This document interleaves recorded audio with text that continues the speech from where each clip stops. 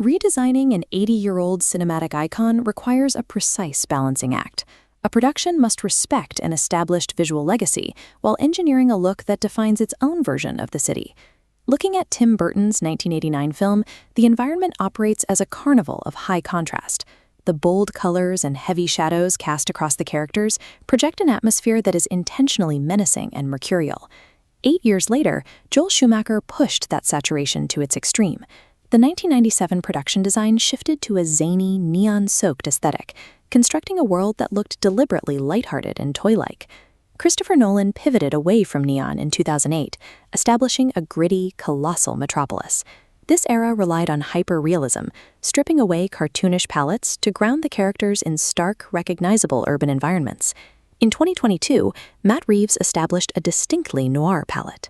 This production design relies heavily on the aggressive juxtaposition of deep blacks, grays, and saturated reds.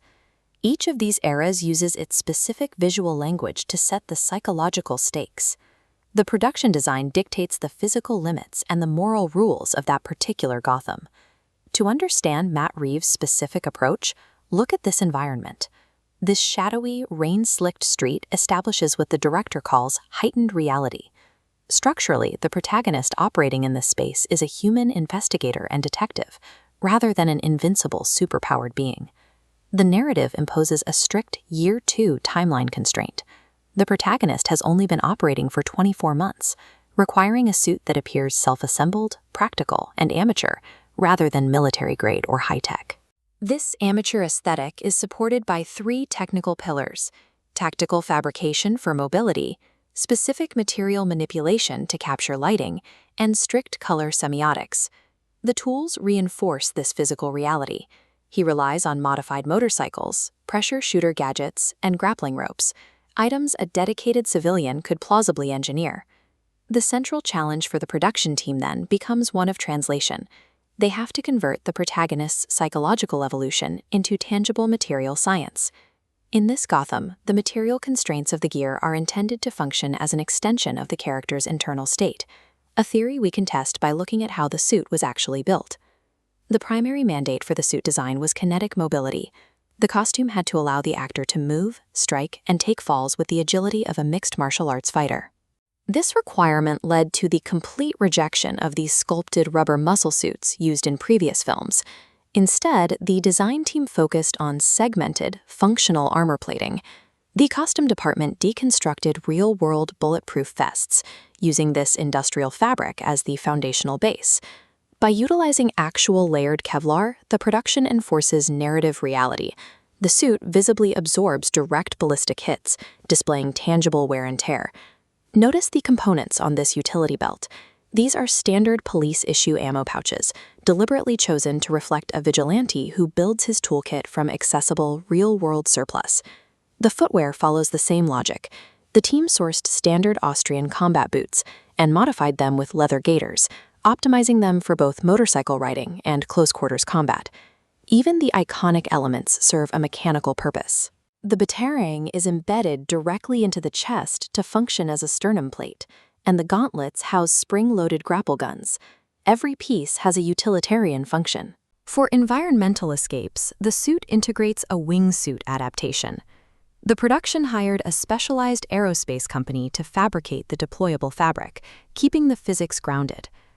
The architecture of the suit prioritizes survival over aesthetic vanity. This heavy, practical gear anchors the protagonist in a state of constant physical vulnerability and risk. The material science of the cowl is equally precise. It is cast from molded polyurethane rubber, but the surface is textured and stitched to mimic hand-tooled leather. The silhouette relies on a distinct skull shape. The designers deliberately evoked the iconography of the Grim Reaper, stripping away heroics to project mortality. This diagram illustrates the anatomical biomimicry used in the neck structure. The rigid plating directly mirrors human cervical vertebrae. This segmented design solves a historical production problem, allowing full peripheral mobility to articulate the neck and track targets seamlessly. The surface of the cowl features nicks, deep scratches, and ricochet marks. These tactical scars are baked into the mold to establish a violent, active history. The cowl functions as a piece of tactical protective armor, while simultaneously acting as a semiotic marker. It projects the motif of death that the protagonist weaponizes against the city. Looking back at this high-contrast lighting environment, the design team faced a severe cinematography challenge. A costume painted pure black completely vanishes in the heavy shadows of a noir-lit set. To solve this, cinematographer Greg Fraser instructed the costume team to avoid pure black entirely, opting instead to build the suit using a gradient of grays. This color isolation illustrates the Darth Vader effect. By utilizing dark gray, green, and yellow hues in the armor plating, the digital camera is tricked into interpreting the resulting mixture as a heavily textured black. The lighter, reflective properties of these grays allow the surface to catch ambient highlights. This ensures the silhouette remains entirely legible, even when the character steps deep into the shadows. To achieve cinematic reality, physical materials often require deliberate manipulation. The suit's color was engineered specifically to negotiate the limits of digital light sensors. This careful control over light and color extends outward to the film's macro visual identity, defined largely by an aggressive, overwhelming use of red.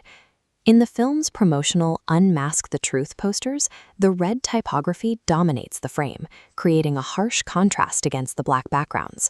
For the majority of the runtime, the character operates strictly under the title of Vengeance. He utilizes the black and gray palette to act as a localized symbol of fear. The heavy use of red in the marketing directly forecasts the film's climax, where the city's seawalls are breached and the central stadium floods. Cut off from his usual technology, the protagonist ignites a red signal flare to physically guide trapped citizens through the rising floodwaters. This image captures the ultimate semiotic payoff. The red lighting transitions from an indicator of aggressive violence into a beacon of literal, life-saving hope. The practical, stitched-together tactical armor and the strict color logic do not operate independently. They work in tandem to articulate the protagonist's internal shift. The Batmat utilizes material science and color theory as a rigorous system to anchor the protagonist's narrative arc.